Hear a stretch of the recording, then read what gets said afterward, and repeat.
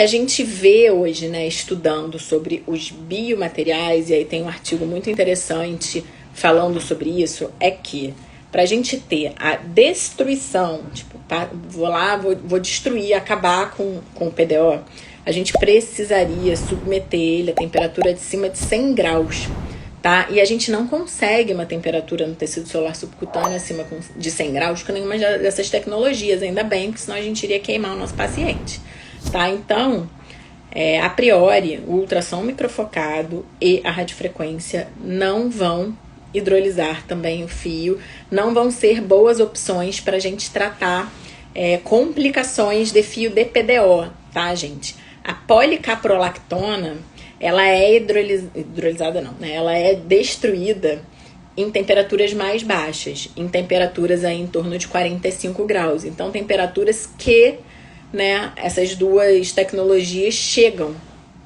tá? Então, se o fio for de policaprolactona, existem alguns bons fios no mercado, a gente tem que tomar mais cuidado com as tecnologias, sim. Se for um fio de PDO, o cuidado que eu tomo normalmente, né, é de realmente assim, acabei de fazer um fio para reposicionamento, eu não vou antes de um mês mexer naquela face, porque eu vou, né, corro o risco de disposicionar a face do meu paciente, vou ficar manipulando ali, na verdade, assim, nos primeiros 15 dias, inclusive, é repouso da face, o paciente não vai fazer nenhuma atividade física de impacto, não vai fazer nada que tire do lugar aquele fio que eu coloquei, tá? E aí isso inclui tecnologia e qualquer uma. Tá? Mas com relação a destruir o material, a gente não vai conseguir, tá? E o fio de ácido polilático também não, tá? E isso, com relação ao fio de ácido polilático, já tem realmente estudos concretos dele, assim, paciente que passou fio de ácido polilático, passou ultrassom microfocado por cima e não destruiu, não perdeu resultado, tá?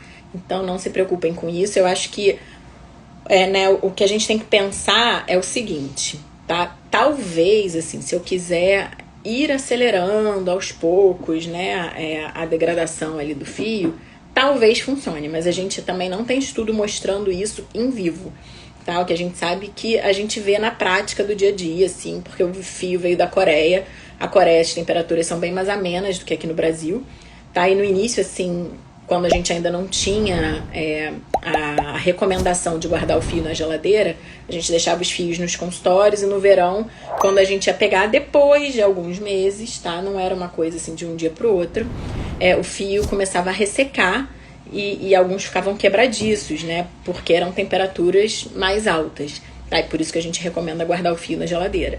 Então, pode ser que o tratamento continuado com grandes temperaturas ali, né, a temperatura que não vai chegar a 100 graus, tá, acelere um pouco o processo de degradação do fio, mas isso não é certeza absoluta, tá? Não vale a pena tentar tratar complicação de fio com essas duas tecnologias.